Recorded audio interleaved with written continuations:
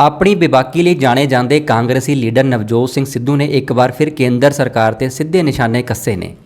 ਚੰਡੀਗੜ੍ਹ 'ਚ press conference ਕਰਦਿਆਂ ਨਵਜੋਤ ਸਿੰਘ ਸਿੱਧੂ ਨੇ ਕਿਹਾ ਕਿ ਸੂਬਾ ਸਰਕਾਰਾਂ ਨੇ ਕੇਂਦਰ ਸਰਕਾਰ ਦੇ ਉਸ ਦੇ ਹੁਕਮਾਂ ਨੂੰ ਸਮੇਂ-ਸਮੇਂ ਤੇ ਨਕਾਰਿਆ ਹੈ। ਇੱਥੋਂ ਤੱਕ ਕਿ ਕੇਂਦਰ ਸਰਕਾਰ ਦੀਆਂ ਹਦਾਇਤਾਂ ਨੂੰ ਸੂਬਿਆਂ 'ਚ ਲਾਗੂ ਨਹੀਂ ਹੋਣ ਦਿੱਤਾ ਗਿਆ। ਕੇਂਦਰ ਸਰਕਾਰ ਨੇ ਜੋ ਖੇਤੀ ਕਾਨੂੰਨ ਕਿਸਾਨਾਂ ਤੇ ਥੋਪੇ ਨੇ ਉਹ ਵੀ ਪੂਰੀ ਤਰ੍ਹਾਂ ਗੈਰ ਸੰਵਿਧਾਨਿਕ ਨੇ। ਸੈਂਟਰ ਦੇ ਆਦੇਸ਼ਾਂ ਨੂੰ ਨਕਾਰਿਆ ਸਿਰੇ ਤੋਂ, ਚਾਹੇ ਉਹ ਆਪਣੀ ਡੈਮੋਕ੍ਰੈਟਿਕ ਤਾਕਤ ਜਿਹੜੀ ਲੋਕਾਂ ਨੇ ਉਹਨਾਂ ਨੂੰ ਦਿੱਤੀ ਹੈ ਉਹ ਵਰਤ ਕੇ,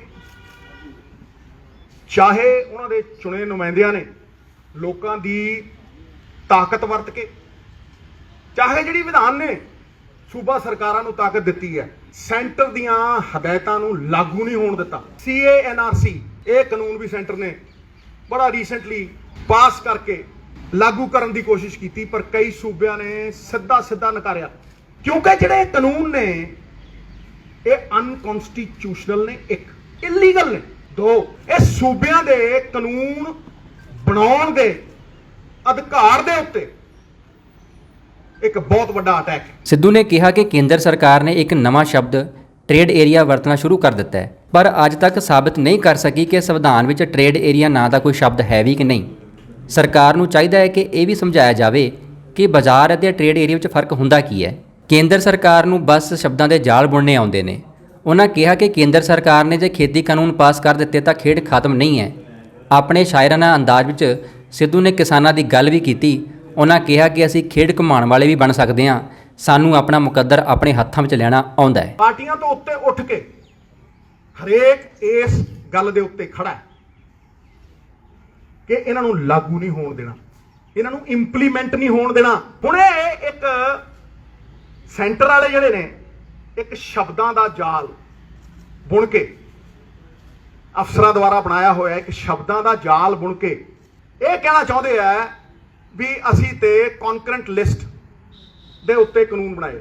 ਅੱਜ ਤੱਕ ਪ੍ਰੂਵ ਨਹੀਂ ਕਰ ਸਕੇ ਵੀ ਕਨਸਟੀਟਿਊਸ਼ਨ ਦੇ ਵਿੱਚ ਟ੍ਰੇਡ ਏਰੀਆ ਨਾਮ ਦਾ ਕੋਈ ਸ਼ਬਦ ਹੈ, ਤੇ ਇਹ ਵੀ ਸਮਝਾ ਦੇਣ ਵੀ ਮਾਰਕੀਟ ਤੇ ਟ੍ਰੇਡ ਏਰੀਆ ਫਰਕ ਕਿਵੇਂ ਹੈ। ਇਸ ਕਰਕੇ ਇਹ ਕਾਨੂੰਨ ਬਣਾਉਣ ਦੇ ਅਧਿਕਾਰ ਜਿਹੜੇ ਸਟੇਟ ਦੇ ਨੇ, ਸਾਡੇ ਪੰਜਾਬ ਸਟੇਟ ਦੇ ਨੇ, ਹੋਰ ਸਟੇਟਾਂ ਦੇ ਨੇ, ਇਹ ਉਹ ਖੋ ਰਹੇ ਨੇ। ਸਾਡੇ ਕੋਲ ਇਨਫ ਗਰਾਊਂਡ ਹੈ, ਇਨਫ ਗਰਾਊਂਡ ਟੂ ਸੇ ਕਿ ਅਸੀਂ ਸਿਰੇ ਤੋਂ ਨਿਕਾਲਦੇ ਇਹਨਾਂ ਨੂੰ, ਲਾਗੂ ਨਹੀਂ ਹੋਣ ਦਿੰਦੇ। ਜਿਨਕੇ ਮਤ ਸੇ बनती हैं सरकारें वो दर भटक रहे सड़कों पे बेचारे। गलत है। मैं कहना कि बड़े लोग ये कही जाते हैं जी कि the game is over, centre ने तो पास करते। The game is not over, we can be game changers if we rise above blame game. ਅਸੀਂ ਗੇਮ ਚੇਂਜਰ ਬਣ ਸਕਦੇ ਹਾਂ। ਅਸੀਂ ਆਪਣੇ ਕਾਨੂੰਨ ਖੇਤਰ ਦੇ ਵਿੱਚ ਲਾਅ ਬਣਾ ਸਕਦੇ ਹਾਂ ਔਰ ਕਿਸਾਨਾਂ ਦੇ ਮੁਕੱਦਰ ਨੂੰ ਪੂਰੀ ਤਰ੍ਹਾਂ ਬਦਲ ਸਕਦੇ ਹਾਂ। ਨਵਜੋਤ ਸਿੰਘ ਸਿੱਧੂ ਨੇ ਕਿਹਾ ਕਿ ਸਰਕਾਰ ਨੂੰ ਕਣਕ ਝੋਨੇ ਦੇ ਚੱਕਰ ਵਿੱਚੋਂ ਨਿਕਲ ਜਾਣਾ ਚਾਹੀਦਾ ਹੈ। ਉਹਨਾਂ ਨੇ ਪੰਜਾਬ ਸਰਕਾਰ ਨੂੰ ਵੀ ਅਪੀਲ ਕੀਤੀ ਕਿ ਉਹ ਆਪਣੇ ਖੇਤੀ ਕਾਨੂੰਨ ਬਣਾਵੇ, ਹਰ 5 ਪਿੰਡਾਂ ਲਈ ਸਟੋਰ ਬਣਾਏ ਜਾਣ। ਮਾਂ ਮਸਰ ਅਤੇ ਤਿਲ ਤੋਂ ਕਿਸਾਨ ਫਸਲੀ ਚੱਕਰ ਵਿੱਚੋਂ ਨਿਕਲਣ ਦੀ ਸ਼ੁਰੂਆਤ ਕਰ ਸਕਦੇ ਨੇ।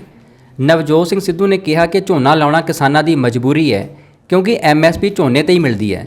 ਸਰਕਾਰ ਨੂੰ ਬਾਕੀ ਫਸਲਾਂ ਤੇ ਵੀ MSP ਦੇਣੀ ਚਾਹੀਦੀ ਹੈ। ਝੋਨੇ ਦੇ ਚੱਕਰ 'ਚੋਂ ਨਿਕਲ ਕੇ ਹੀ ਪਾਣੀ ਦੀ ਬਚਤ ਹੋਵੇਗੀ। ਪੰਜਾਬ ਸਰਕਾਰ ਨੂੰ ਕਿਸਾਨ ਹਿੱਤਾਂ ਲਈ ਲੋਕਤੰਤਰਿਕ ਤਰੀਕੇ ਦੇ ਨਾਲ ਕਦਮ ਚੁੱਕਣੇ ਚਾਹੀਦੇ ਨੇ।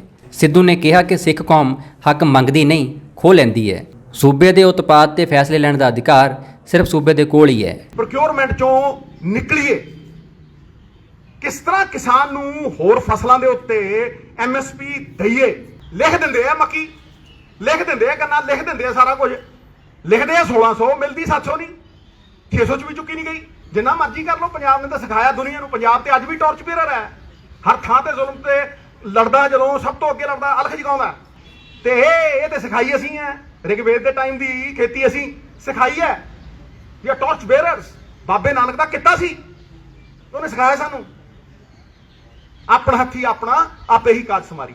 ਮੈਨੂੰ ਇੱਕ ਬੰਦਾ ਦੱਸ ਦਿਓ ਇਸ ਧਰਤੀ ਦੇ ਉੱਤੇ ਜਿਹੜਾ ਆਪਦੀ ਚੀਜ਼ ਦੀ ਪ੍ਰਾਈਸ ਆਪ ਨਾ ਤੈਅ ਕਰਦਾ ਹੋਵੇ। ਮੈਨੂੰ ਇੱਕ ਬੰਦਾ ਦੱਸ ਦਿਓ। ਤੁਸੀਂ ਜਾਓ ਦੁਕਾਨ ਦੇ ਉੱਤੇ, ਟੁੱਥਪੇਸਟ ਦੀ ਪ੍ਰਾਈਸ ਇੰਨੀ ਹੈ ਜੀ, ਇਹਦੇ ਤੇ ਇੰਨਾ ਟੈਕਸ ਹੈ, ਲੈਣੀ ਅਲਾਓ ਨਹੀਂ, ਜਾਓ। ਤੁਸੀਂ ਅਡਾਨੀ ਨੂੰ ਸਟੋਰੇਜ ਦਿੰਦੇ ਹੋ ਸੈਂਟਰ ਦੀ ਜ਼ਮੀਨ ਦੇ ਉੱਤੇ। ਮਿੱਤਰੋ, ਸੈਂਟਰ ਦੀ ਜ਼ਮੀਨ ਦੇ ਉੱਤੇ ਅਗੇ ਕੀ ਕਿ ਜਦੋਂ FCI ਡਿਸਬੈਂਡ ਹੋ ਜੂਗੀ, ਕਰਜ਼ਾ ਉਹਦੇ ਤੇ ਆਪ ਚੜਾਇਆ।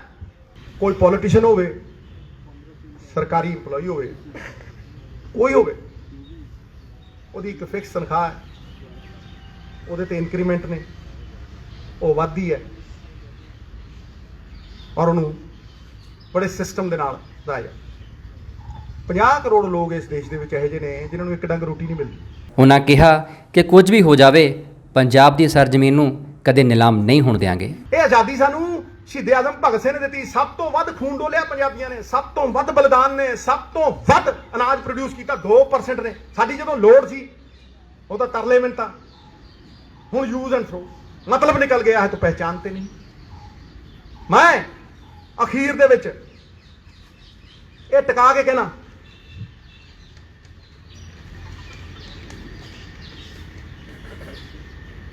ਨੰਬਰ 2 ਪੁਆਇੰਟ ਸੀ ਇਹਦਾ ਕੈਪੈਸਿਟੀ ਟੂ ਬਾਰਗੇਨ, ਮੈਂ ਕਹਿ ਹੀ ਦਿੱਤਾ ਸੀ, ਹੋਲਡਿੰਗ ਕੈਪੈਸਿਟੀ।